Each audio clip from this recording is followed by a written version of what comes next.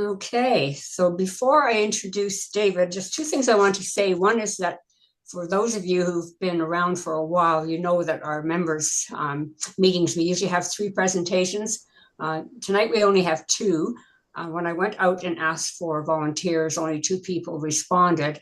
I thought about going back out and trying again, but then I thought, well, maybe we'll just have the two presentations and have them have a little bit more time and a little more time for questions and a little more relaxed. So I just left it that way.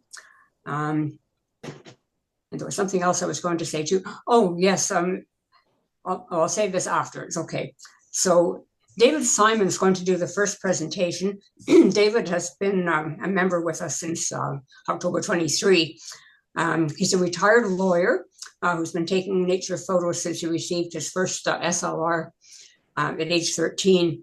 He's traveled quite widely, photographing nature in many different parts of the world. Tonight, we're going to see his photos of birds and other wildlife from a recent trip to Cambodia. This is a part of the world I don't know much about, except I seem to recall a lot of wars going on over there. So I'm hoping that when David was there, that he had a good time and a safe time. So I'll turn it over to David for birds and other wildlife of Cambodia. Thank you. Cambodia is a very interesting country. A lot of it is poor, not a lot of high rises in the main cities. Very, very hot. I was there in February, basically the last 2 weeks in February, beginning of December, and the average temperature was 35 degrees Fahrenheit and humid. I started in Angkor Wat at Siem Reap, which is near Angkor Wat, where there's that huge temple complex that dates back to, I think it's the 16th century. And I was up at like 5 a.m. to take a bus for my guide to drive me there so we could be there for sunrise. And then after we saw the temple, we started walking around in the forest looking at birds. And over the next 8 days, I went to various areas, including a day in small boats on a river, going out and seeing the various wildlife off the rivers, and literally a village that was right on the river. People had houses that were on the river, and they're mainly farmers and fishermen. So surprisingly enough, I didn't think I saw that many birds, but when I was putting this together, I have over 100 different species of birds that I took pictures of. Some of them are not the best quality because one of the problems there was the birds were very, very far away. I generally use 200 to 400 millimeter Nikon zoom lens, which is good quality. But I had to put my 1.4 on it, my 1.4 converter on it, which affects the image quality. So some of them are not that sharp, and I apologize for that, but at least I got a picture of the bird. It might not be the best, but I can say I got a picture of it. They're in alphabetical order based on their names.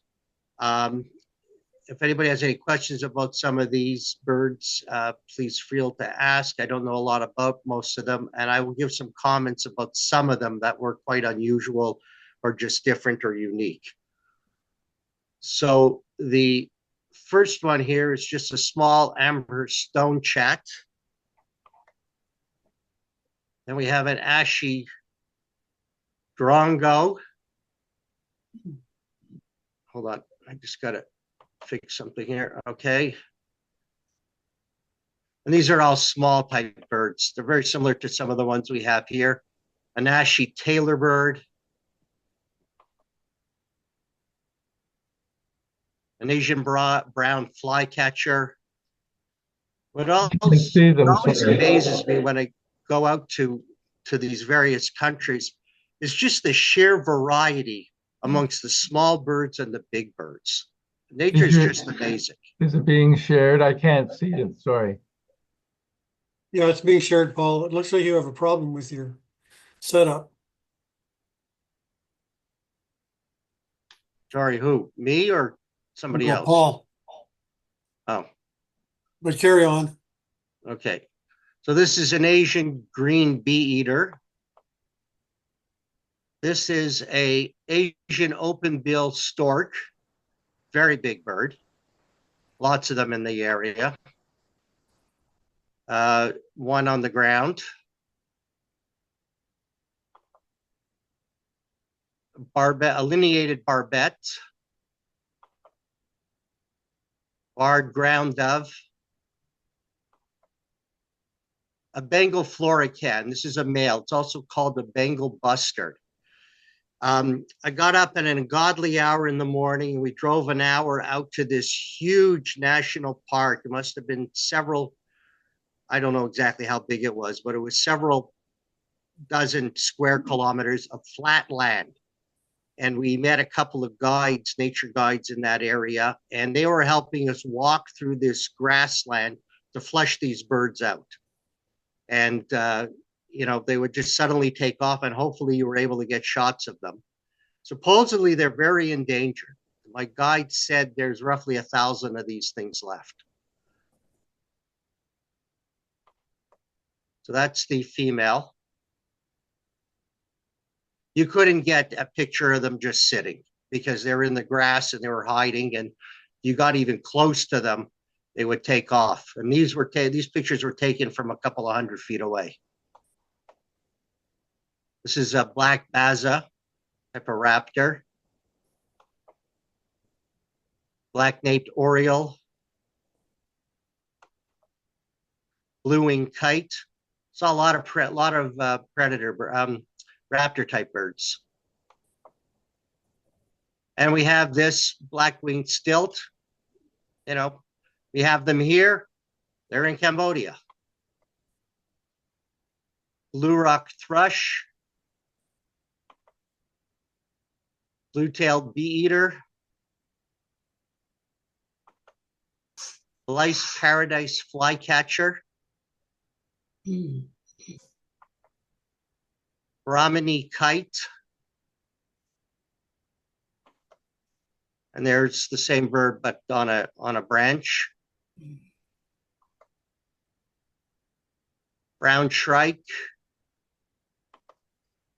Burmese shrike. Again, I apologize. This was far off. It was hazy. It's not the best picture.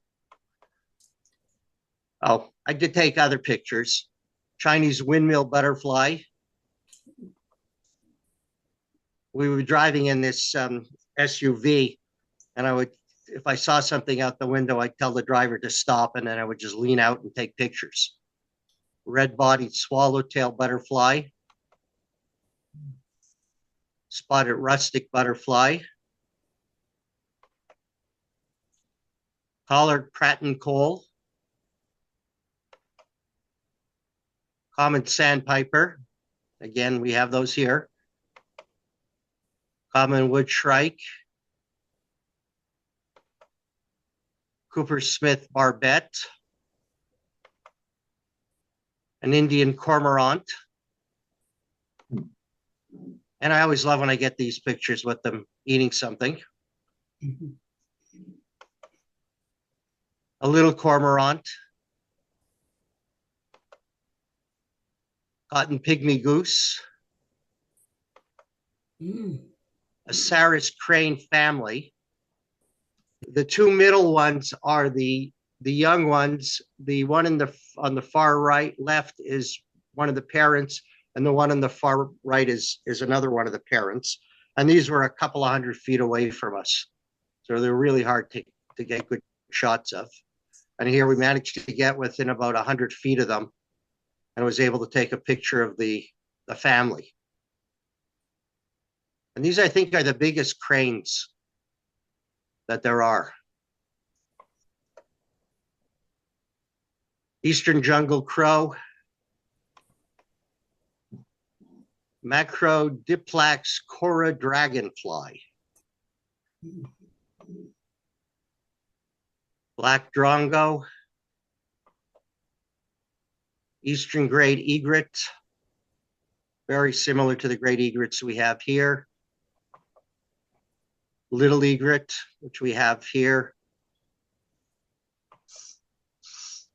Eurasian hoopoe. I think this is a type of woodpecker.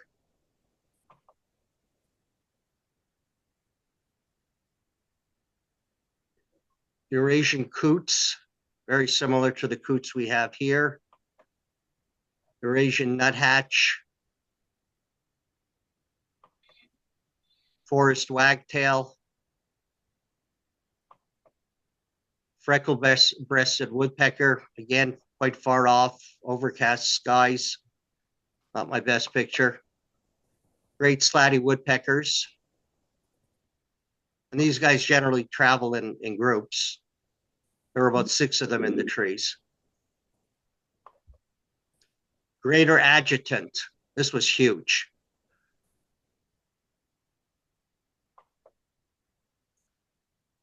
Greater kukul. Greater spotted eagle. Get on a tree.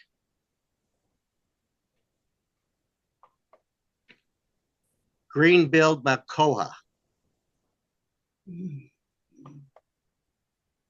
And another shot of it from a different angle.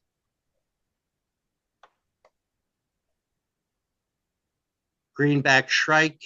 It's very hard to see the color on this. Gray-headed swamp hen.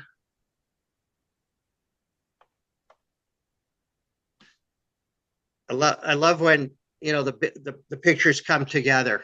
It was early in the morning. This was about 7 in the morning. We were driving along the road past this pond area, and I just stuck my camera out and saw these 2 guys.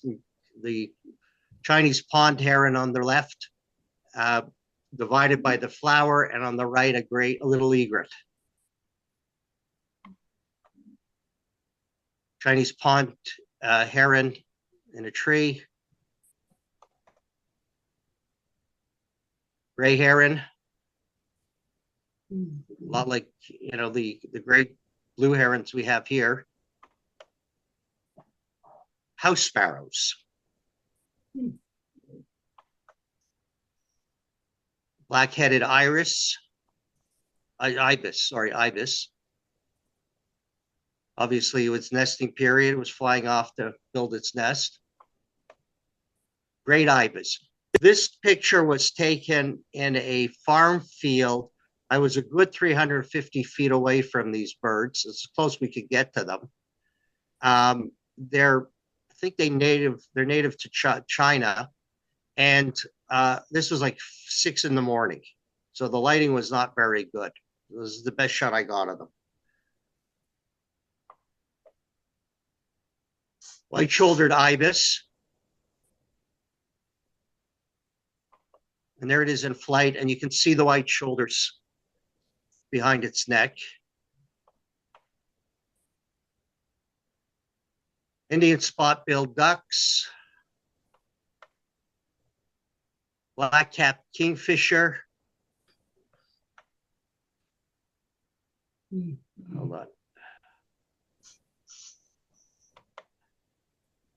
Pied kingfisher, which I think we have these around here. So they're pretty common around the world. I've seen them in India. I've seen them in Ecuador. River kingfisher.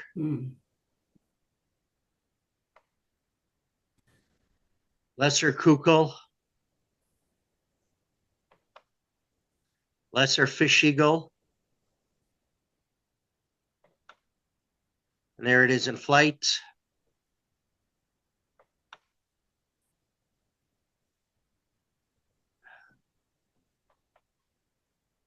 Little grebe, and I think that's a spider on the body. I've tried enlarging it, but it's not very clear, but I'm pretty sure it looks like a spider to me.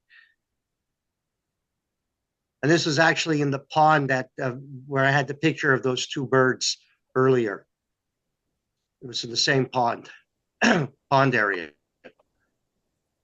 Little ringed plover. Long-tailed macaque, monkey, and its baby.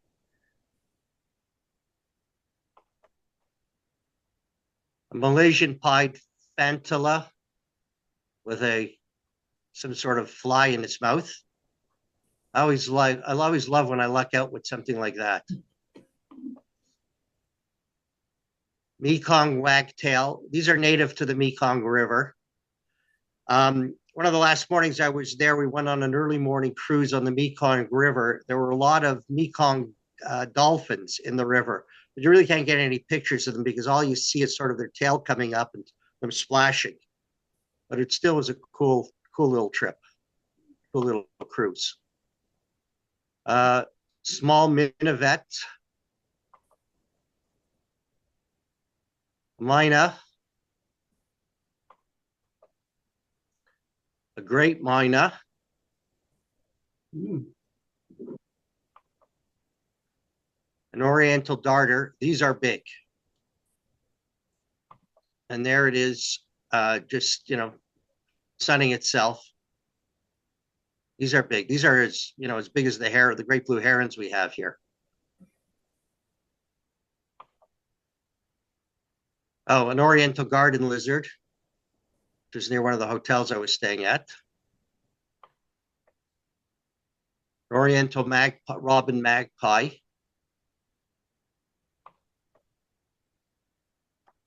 Oriental pied hornbill, a pair of them. And they're in flight. That appendage on the roof of their head just, I don't know, just amazes me. Nature amazes me when you see stuff like that. An oriental skylark, a barn owl. We have them here, but they also have them in Cambodia. Brown fish owl. I saw about 5 different types of owls or owlets, which I was quite surprised. Spotted wood owl. They didn't always cooperate and, full frontal to the camera, but I managed to get some good shots. Asian barred owlet. Spotted owlet. Paddyfield pipit.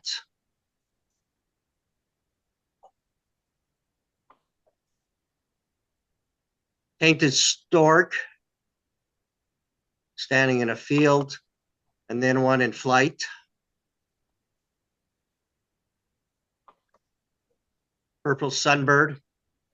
Again, I apologize, it's not a great shot because of the distance and the quality of the lens. Red-breasted parakeet, again, the same problem. Eye up in the trees.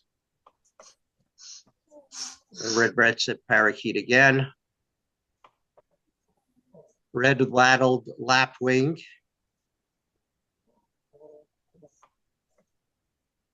Richard's pipit.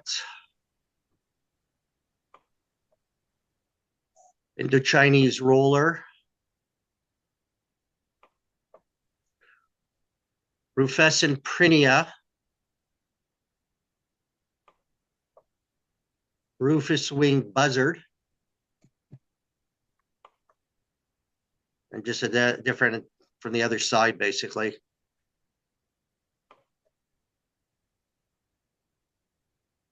Some sort of salamander. I'm not sure what type.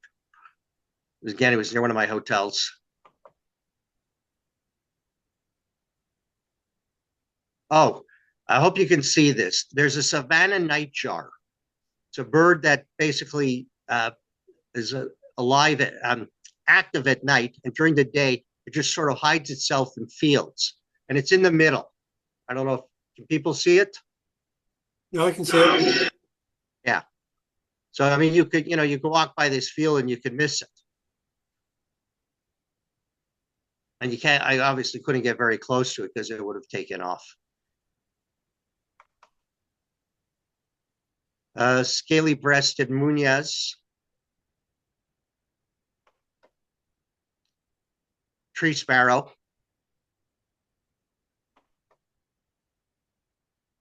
Oh, this is just a spider. I'm not sure what type it is, but we were driving by and I saw this web with the spider, and I told the driver stop so I could take a picture.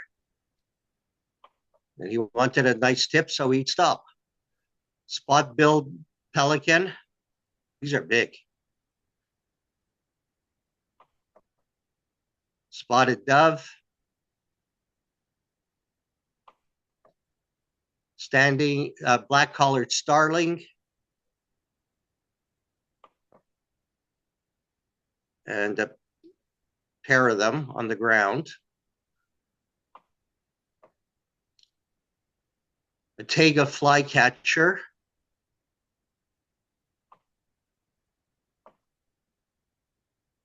Oh, this is called a tokay gecko. It was inside of a stairwell in an observation area, and I saw it as I was walking up the stairwell.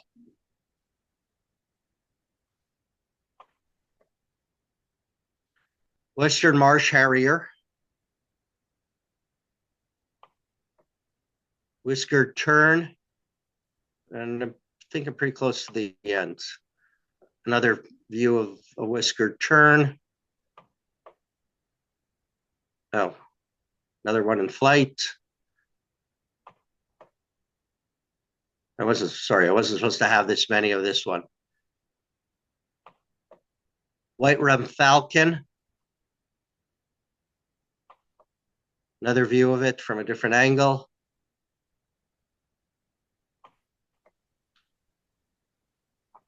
Another view, different angle. Yellow vented bulbul. A zitting cisticola. And I think that's it. Any questions? Comments? Pretty amazing bunch of photographs. Yeah. Yeah. Thank you. Very nice. Very Thank you. nice. Just Mhm. excellent. There were a few comments or questions while you were going through there. Way back at the very beginning, we had some of the small birds. Caps was asking, are the smaller birds songbirds? To be honest, I don't know very much about the birds. Most, often my guide would identify them. I wouldn't remember. I came home, I identified as many as I could, and then I sent them to my, the ones I couldn't identify. My guide was kind enough to look them over and give me the names of them. Most of them were pretty, the smaller ones tended to were songbirds. Yeah. The bigger ones the bigger they got, the quieter they were. That's been my experience in most countries. Yeah. Just Some one of these little comment. ones are pretty noisy. Comment from me. When you were showing the mynas, the second photo of the myna, I believe, is a crested myna. We had a small population of them here in Vancouver over about, I think it was almost 100 years. They weren't sure how they came in, probably with the Chinese as cage birds, but they're now extirpated.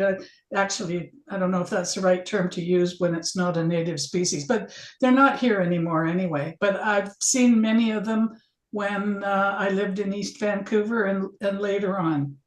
Oh, okay. Yeah. A lot of Cambodia is on a migratory path. So a lot of these birds go to China, other parts of Indonesia.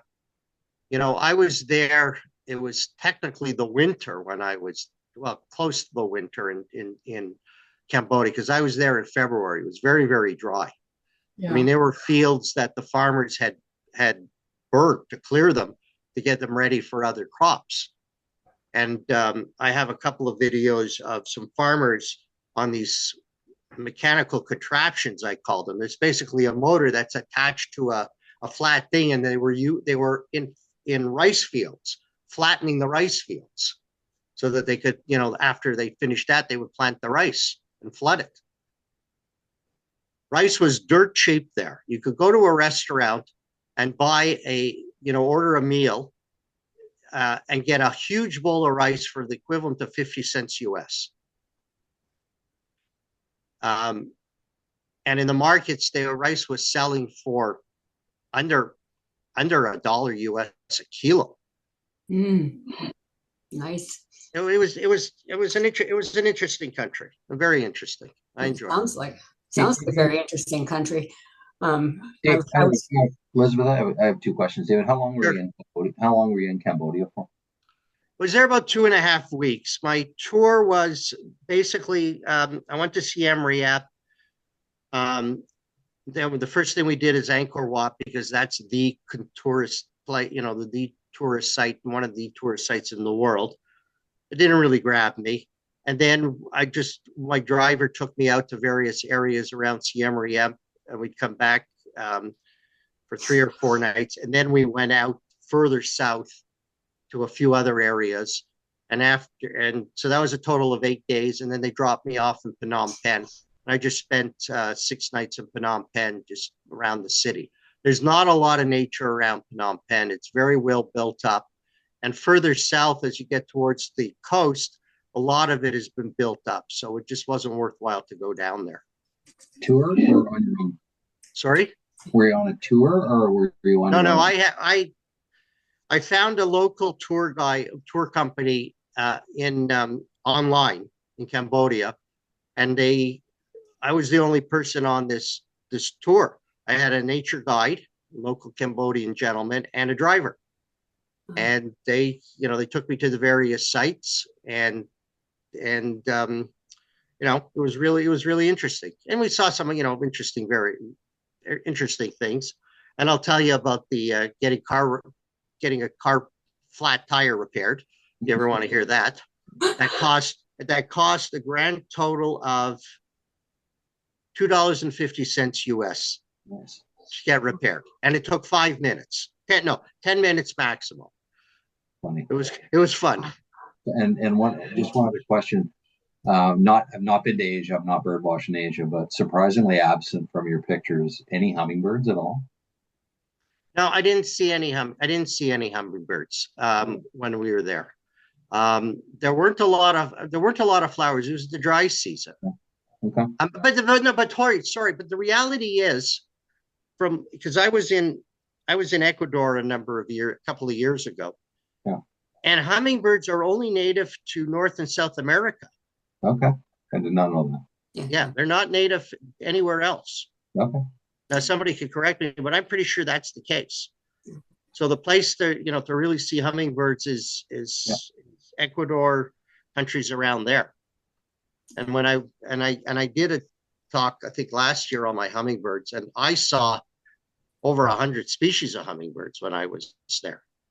No, 38 species of hummingbirds when I was there. But Ecuador gets my guide told me at the time, there's about 123 species of hummingbirds that will pass through Ecuador at some point in time. Yeah. I think you're right about the hummingbirds, David. Anne Murray had a comment here. Well, she had 2 comments. One was lovely photos, and I have to agree with that. And the other thing was that the hoopoes are not woodpeckers. They're a unique family, Eupupidae, and the Eurasian hoopoe is found in Europe, Asia, and Africa. But sometimes the African hoopoe is considered a separate species. I think there's a different one, or maybe a subspecies in Madagascar too. What's amazing is how many subspecies there are of birds all over the world. I mean, I saw the barn owl fly by, and I said to my guide, that's pretty common where I live, and he couldn't believe it. To him, it's native to his country. Yeah. And the same thing with the stilted sandpiper. Yeah. And a couple of some of the sparrows. I mean, it's just it never ceases to amaze me whenever I go anywhere, the variety of birds and the variety of the different species of similar types of birds. And then when you see the same thing in multiple countries. I mean, I've seen the egrets in India, Ecuador. It just blows my mind. Yeah. They certainly do get widespread, don't they? Yeah. Yeah. Well, that was lovely, David. Thank you so much. That was a wonderful array of birds, I must say. I was surprised. I had no idea they would have so many. I was very surprised and very pleasantly surprised when I was going through them that I had taken so many, because I didn't think I had taken so many. Yeah. There were periods where there was nothing to see. They were just too far off. Yeah. So I was quite happy. No, David, can I ask you a question? Sure. There is in Cambodia a lake. I think it's called Tonle Sap. Did you go there at all? Like Phnom Penh is on the other side of the lake from where Siem Reap and that kind of thing is. It looks like a river, but it is actually a lake. I might have I think passed that's it. the name. I might have passed it by when we were driving. There was one lake, and I think it was near the. I'm pretty sure it was near those birds that I mentioned that there's only 1,000 of them left. And the guide told me originally it was a very small lake, and when the Khmer Rouge were in power, they basically got 20 odd thousand slave laborers to substantially enlarge it. No, when we So it were was there, we saw people fishing on that lake. There were some birds, but we weren't really paying particular attention to the birds, at that point. But I was just curious if I think we saw cormorants or something like that, and we did see wildlife. We saw some kind of alligators or crocodiles or something like that on that Tonle Sap too. But I don't really remember the birds particularly. So you didn't see alligators or crocodiles or snakes or anything like that, David? I saw a few little snakes. They move pretty quickly. Yeah. The river I was on with the little boat, I didn't really see any alligators or crocodiles on that. Well, alligators are not native to Southeast Asia. It would be crocodiles. That's right. It would be crocodiles. But crocodile. No, I didn't see any. I didn't see any. Well, you didn't miss anything, I don't think. No, not where I went. I didn't see any. I think Freddie was trying to get attention there. Did you want to ask a question, Freddie? No? No, I was applauding. That was Oh, applauding. you're applauding. Oh, thank you. Okay. Thank you. Sorry, I wasn't actually getting that. Okay. Okay, so if there are no more questions for David, then we will move on to Freddie. And some of you may have noticed that all of our posters for our Zoom meetings are now produced by Freddie. Okay, very kindly offered to do that. So now Jeff is only doing the ones for our few in-person meetings, and Freddie's doing all of our Zoom ones. Now, Freddie moved to Boundary Bay in 2024 after a 35-year career in the airline industry. And his travels around the world while he was working instilled a deep appreciation for nature. And he expresses his appreciation for nature through his photography.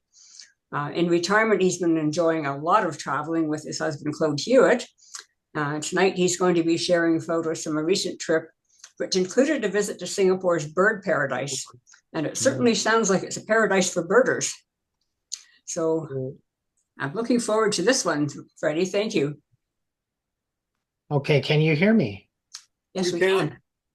Okay, and you can see the screen, correct? Yeah. Okay, perfect. Okay, so my talk today is talking about Singapore and namely bird paradise. Now, bird paradise is one of the many nature wildlife reserves of the Mandai. They have a number of different parks. There is a zoo, there's a water park, there is night safari, that type of idea. And mine is going to be on bird paradise. Bird paradise is massive. I couldn't believe how big it is. It's 42 acres large. 42 acres large. And if you take that into an area that we have in Ladner, Ladner's Patterson Park is it's double the size of Patterson Park. And the nice thing about it is they are not in cages for the most part. They are in a huge what do you call it? Netting. Aviaries, netting, and there's 8 of them all together. And the 8 aviaries, I'm gonna, how do I do that? Oh, it's not moving. Why is it not moving? Uh-oh. Oh, how come I'm not getting that? Sorry. Okay, there we go. This gives you an idea on how many of the aviaries they have. Now they have trams going across from one area to the other areas, very much like what they used to have at the PNE.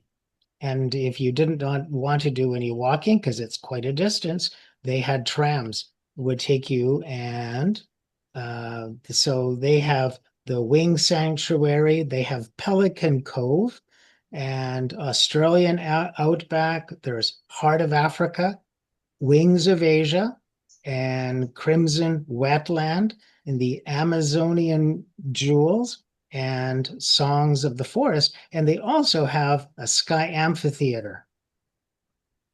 These are the type of vehicles that they have driving you around. And I said that they didn't have cages, but they have massive nets. And I don't know if this is coming across properly on the screen, but this gives you an idea of the mesh that they have all over the place. Freddie, Yes. we're just seeing your, it's just a compilation of a whole bunch of birds on one. Right? Oh, you're not seeing them? No. You're on screen too. Oh, damn. You're not seeing that vehicles? No. We only I think saw the you- first. You're seeing your no. second picture. Freddie, I think you need to Okay. put this into slideshow and then move it with your along the I top. was trying that. Okay, I'm going to stop this for a second. I'm so sorry, guys. So, okay, I'm going to try this again, and I'm really apologizing. So what do you see now? Do you see? Now, We see a map.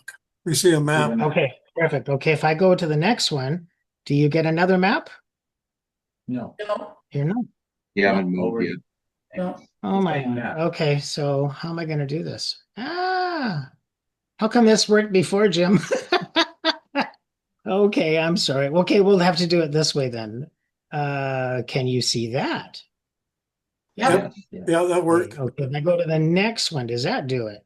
Yeah. That Those works. are those are the type of vehicles that I was talking about. Yeah. If we go to the next one, this is the type of netting that I thought was so fascinating. These massive netting, and they must be like 3, possibly even 5 stories high. And as for the birds, so all of the birds, they're not caged, and of the 8 aviaries they have, how it's described is they are designed and created to be the specific natural habitat or the environments featuring birds native to those regions. And you can walk through the aviaries, allowing the visitors to explore the space, or simply the enclosures showcasing the particular bird species and their ecological niches. These aviaries aim to educate and immerse visitors in the unique features of the different regions, each replicating the natural habitats of the birds from specific regions from around the world. And so here's some pictures that I took while in Bird Paradise. So they have the golden weaver, and they're from Kenya and Tanzania. That's the same bird. And my shutter speed was going too slow, and that's why the wings are like that. But I thought it was a cool picture. And for those who know the birds better than I do, please tell me if I'm wrong, because I had to use Google Photos to say what kind of bird this is. I really didn't know. I'm new to this, so but I enjoy it. Okay, so the mass weaver. I thought that was a really interesting bird, and they built their own nest, which I thought was fascinating. Can you see those birds? Yep, it's going fine now. Okay, perfect, good.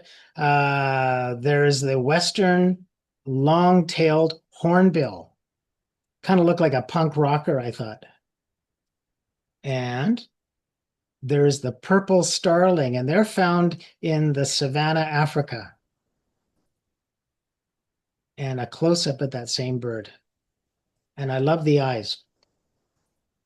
And this one is a really cool, the golden pheasant, and that was from China. Excuse me. Speckled wood pigeon from Africa. Now, I didn't put them in any alphabetical order, so just bear with me. The red crested I can't even. Morocco. Tarraco, thank you, Claude. And I love this one. The Brimini starling. And they said it's from the Indian subcontinent. And I'll have to go with it. And then I have an ibis and the milky stork, which is from across the wetlands across Asia. And a gray parrot. And they're saying that it's from Congo, Africa. Now, one of the areas that we didn't get to go to was where the penguins were. And they had an area which was enclosed and it was cooler because that's where the penguins were. And it was so hot there. It was about 35 degrees, 34 when we were there. And it was cooking. And one of the nice things is that we were able to go into air-conditioned room to get out of the heat. Mm. And to give you an idea, so the penguins were loving it because they had the water and they had the cool. And more penguins. And again, this is not my photo. And then the toucans on one side from South America and the bearded barbet. And the laughing dove, and they said that that's native to Africa, also the Middle East and South Asia. And I thought it was a beautiful bird. And I had a terrible time figuring what kind of bird this is. I used Google and I used iNaturalist, and each one is giving me a different story. So if anybody knows, please tell me. But I'm thinking that it was a whistling duck. If that's correct, I'd be happy. I think, And Been whistling ducks in Mexico that looked a lot like that. yeah, you think that would be right? I think so. Yay! Okay, good. Thank you. The marigold lorikeet, and I thought they're so stunning. The colors were so vibrant, and just like was said before, I don't know what the birds got a problem. They turn their head the minute you lift up your camera. They seem to know, and they're showing. They turn away, but I got one. And I love this one, Bali Mina. And there's a bearded barbet, again, turning the head. And this one, I got a face. And then I had a red whiskered ball. And they say that that's from Asia. And I was also able to get a hornbill. And I believe this is a Bradfield's hornbill, and it's from Africa. And the blue-bellied, blue-bellied roller. And they're saying that that's from Senegal and the Congo, Africa. And there's one of the birds going, I think it was a blue-bellied roller, and going or creating a nest. And I got this one, which I really liked, and it's a white-eared catbird. At least that's what I have been told. My camera wasn't focusing properly. I think it was focusing on the stick. And ducks. Doesn't look anything like the ducks that we have, but they're telling me it's from Guyana and Sierra Leone. Also Sudan and the Congo and Zaire in Africa. And then doves. And the pictures, because of the white, my camera blew out the pictures and you can't see it properly. But that's the white doves and the pied imperial pigeon. And then I love this one, the red-winged starling. Looks a little different than the one that we have. And the Turaco from the Zambia, Angola, so basically Africa, and Capuchin from South America. And then macaws, and they were from South Africa. And there's also South America and North America, but only in Mexico. And well, they're flying. They look stunning. Another one, a yellow knobbed curassow. And I love this one, the imperial pigeon. And they are fed. We had viewings of their feedings, and we were told to be there at a certain time when they're going to be doing their feeding. A man came out with all of this food. The birds just come in horde, and it was fantastic. The nice thing about it is there's no wires, there's no chain link fencing. So for taking photos, you were in your seventh heaven. Again, the Victoria crown pigeon. And they didn't seem to mind having the picture taken.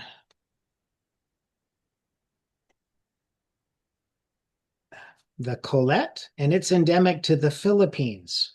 That's the one with the pink face.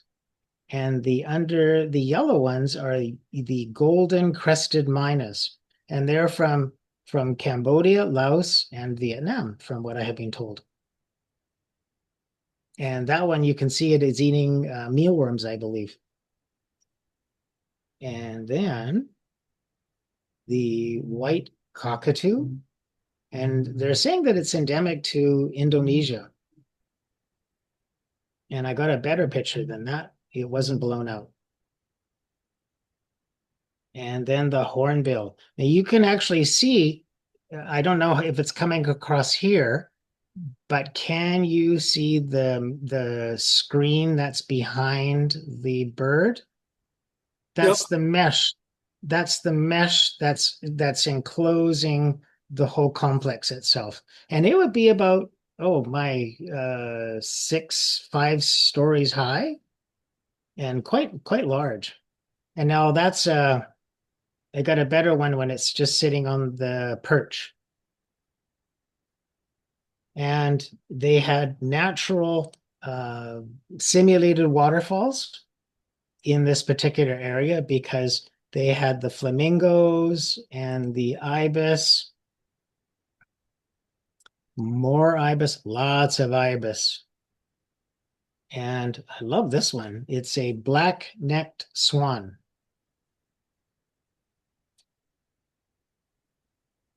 And the sun, I can't say it. No. Conor, thank you, Claude. And the colors are quite vibrant. The green broadbilled. And the white-cheeked Turaco. Only a few more pictures to go now. Jambu fruit dove. And this one would scare me, the saffron torcanet. And if you look at the beak on that one, I would be, oh my God, it'd be like a serrated blade. I don't know if I can zoom in on it. No, I can't. Can I zoom in on it? How would I do that? I think we can see it. Oh, can you see it? Okay. And then these are just fantastic. I think this is probably even my favorite bird. It's the Nucobar pigeon. And the colors were so vibrant. And depending on how the light hit, it changed its color. And oops. So we went to one of the performances, and the performance was called Wings of the World. And in the Wings of the World, it's this huge amphitheater. It would fit 500 people easily. And they had this bird take an envelope, and it flew across the whole complex, and it landed on a person's hand. And inside the person's hand, I'm guessing, would be complimentary tickets to another show or entry to something. We didn't get it, so it would have been really nice, but we didn't get it. And then they had a milky stork. And then they got this Canadian to come out, chosen from the crowd.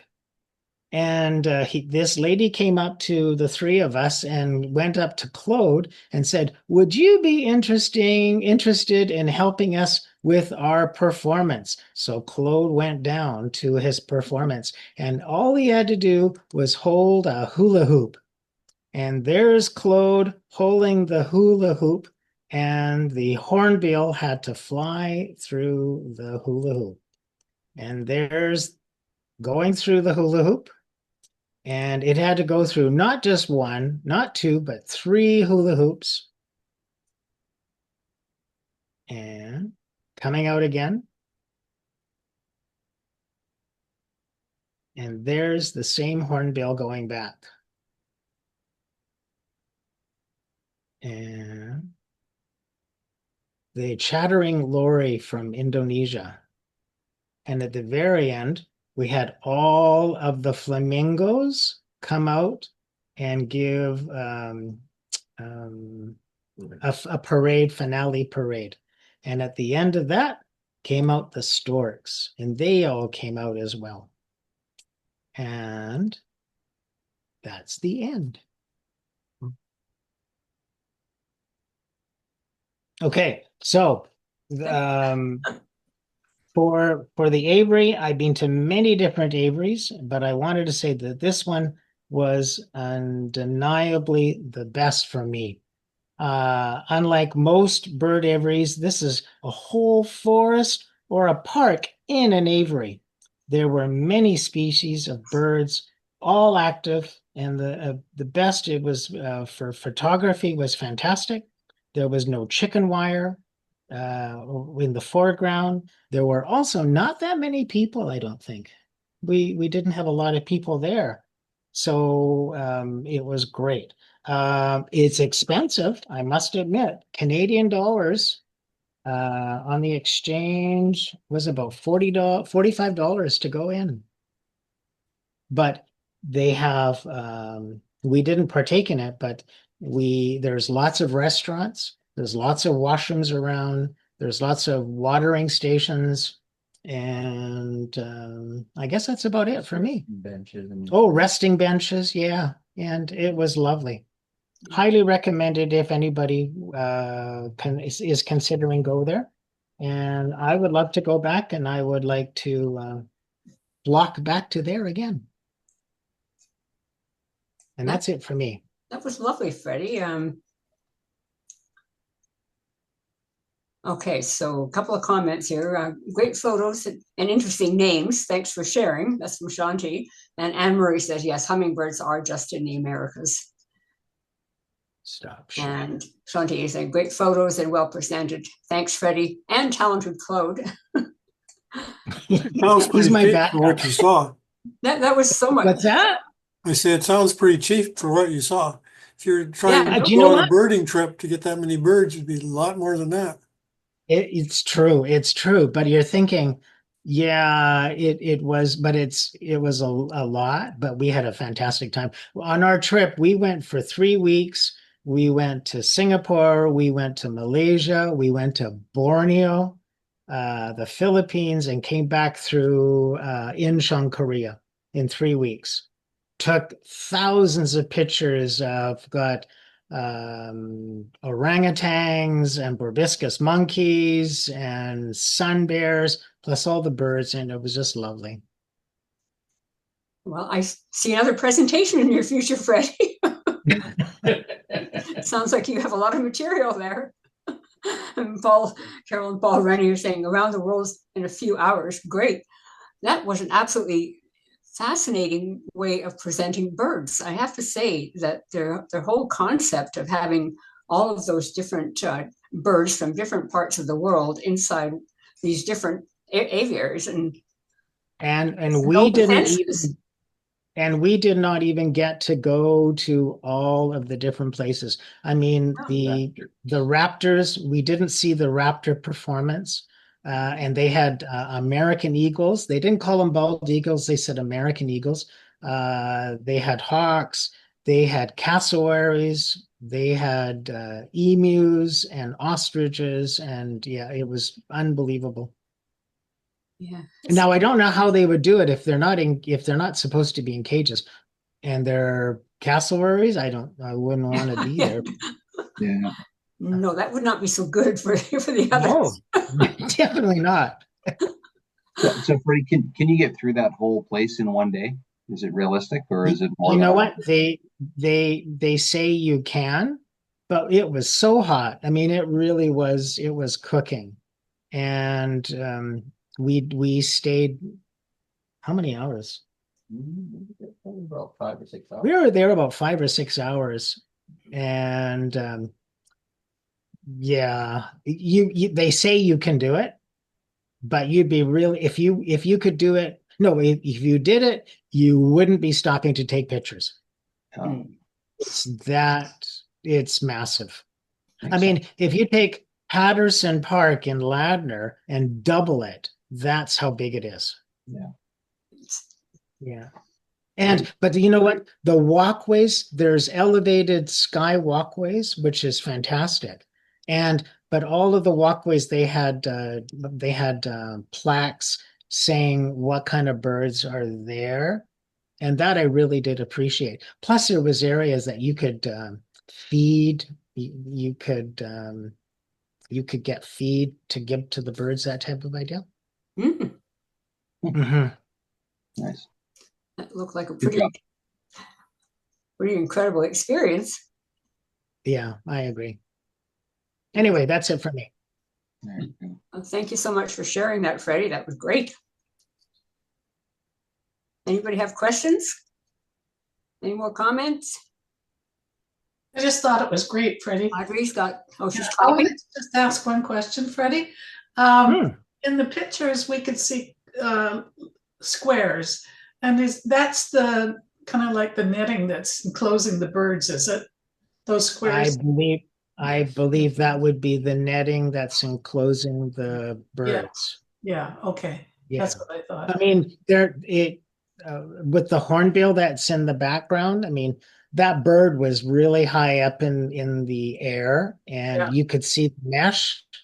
Yeah. But I mean, the mesh would be like a quarter of an inch, I'm guessing. It's not big. Yeah. Yeah. But with the camera, yeah, it was not a problem. You could see it, but it's not interfering with it. Right. Okay. That was great. Thank you very much. No problem. That was great. Okay, I think probably had all the questions, and that's great. I'm glad we only had 2 speakers and some time for that. I think that worked pretty well, actually. Yeah, good. All right. So just in closing, just a couple of really quick things.